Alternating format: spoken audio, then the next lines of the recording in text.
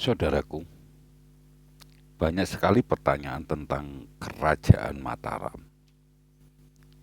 Rata-rata mereka menanyakan, kerajaan Mataram kuno dan Mataram Islam, apakah itu satu kerajaan yang sama atau masih ada kaitannya?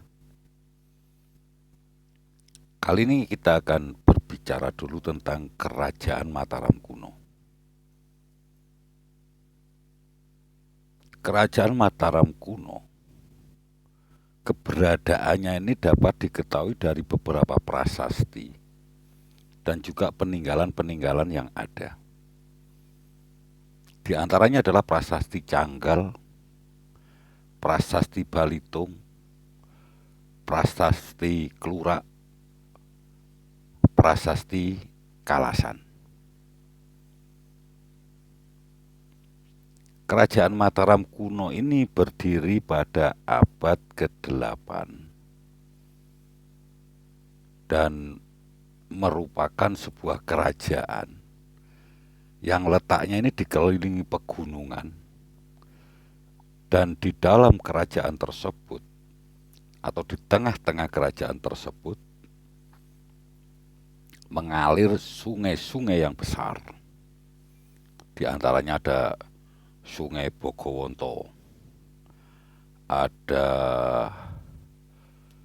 Sungai Elo, ada Sungai Progo, dan juga ada sebuah sungai yang legendaris yaitu Sungai Bengawan Solo.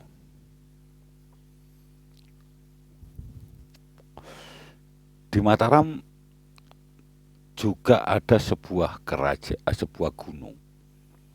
Ada beberapa gunung berapi dan juga pegunungan yang mengelilingi kerajaan Mataram tersebut. Sehingga Mataram ini dikenal memiliki alam yang indah. Namun, di samping keindahan alam tersebut, kerajaan Mataram ini juga sering mendapatkan ancaman dari gunung berapi yang ada di wilayahnya tersebut dikarenakan sering meletus.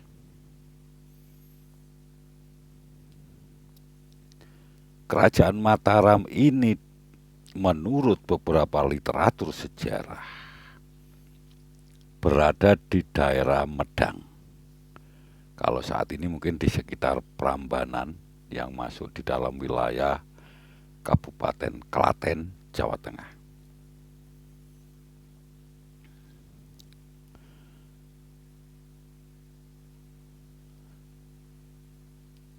Keberadaan gunung berapi yang berada di wilayah Mataram ini, yang inilah nanti akan menyebabkan ibu kota Mataram kuno ini pindah ke Jawa Timur. Di samping ada serangan-serangan dari kerajaan lain. Bukti-bukti sejarah tentang keberadaan kerajaan Mataram kuno, di samping adanya beberapa prasasti, ternyata juga adanya beberapa candi-candi yang ada. Di antaranya adalah adanya Candi Sambisari yang ada di daerah Jawa Tengah bagian selatan, ada Candi Mendut, ada Candi Plaosan, ada Candi Borobudur, Candi Gedong Songo, Candi Prambanan, Candi Dieng, dan juga beberapa candi-candi yang lain.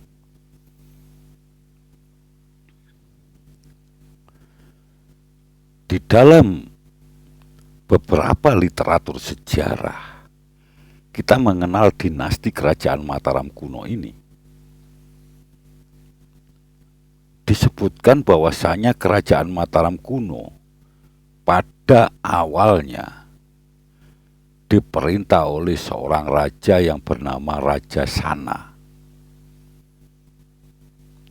Raja Sana ini memerintah kerajaan Mataram kuno yang pertama kali.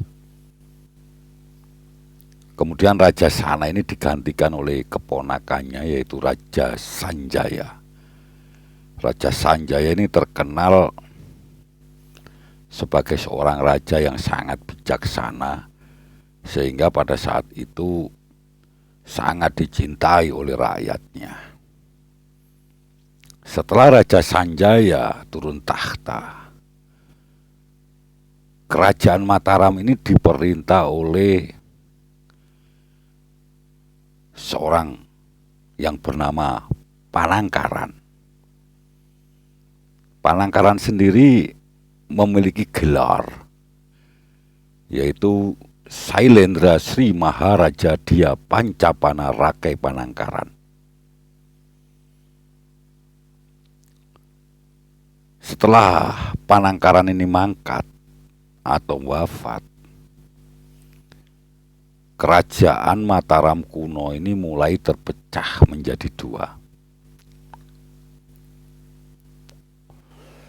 yaitu ada kerajaan Mataram kuno yang bercorakkan Hindu, dan ada juga kerajaan Mataram kuno yang bercorakkan Buddha.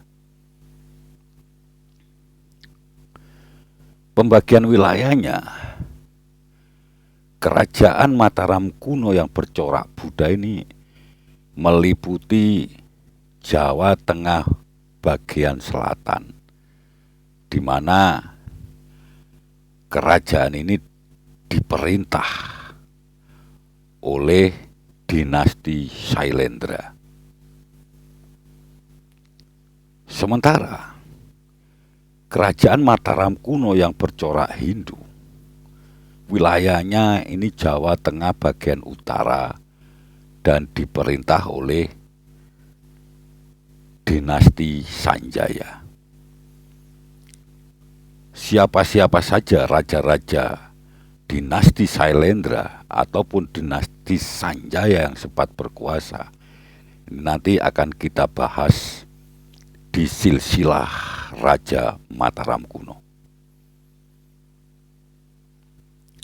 Perpecahan ini akhirnya bisa dipersatukan kembali menjadi satu setelah adanya perkawinan antara Rakai Pikatan dari dinasti Sanjaya dengan Pramodawardhani dari dinasti Sailendra. Saudaraku, kerajaan Mataram kuno ini sempat mencapai masa kejayaannya ketika saat itu dipimpin oleh seorang raja yang bernama Raja Balitung.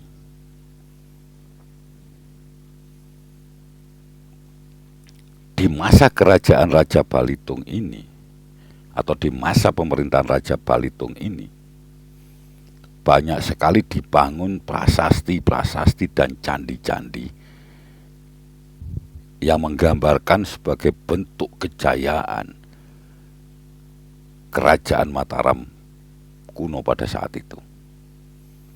Banyak sekali candi, antara lain Candi Prambanan, Candi Daksa, Candi Wawa, Candi Tulodang, yang merupakan dibangun pada masa kerajaan yang dipimpin oleh Raja Balitung.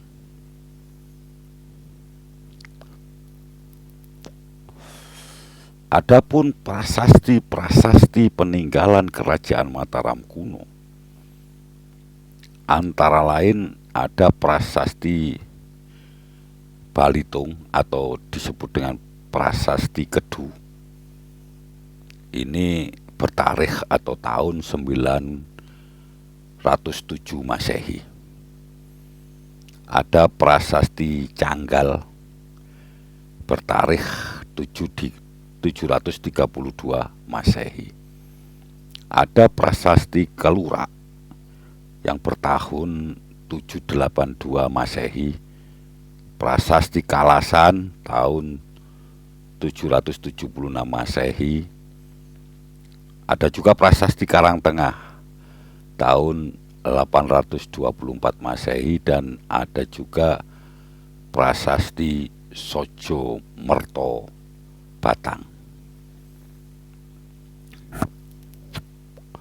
Saudaraku, mengenai silsilah raja-raja yang sempat berkuasa di kerajaan Mataram kuno, dan kenapa Mataram kuno akhirnya memindahkan pusat pemerintahannya ke wilayah Jawa Timur, tetap ikuti dan simak di video kita berikutnya. Mudah-mudahan bermanfaat dan terima kasih.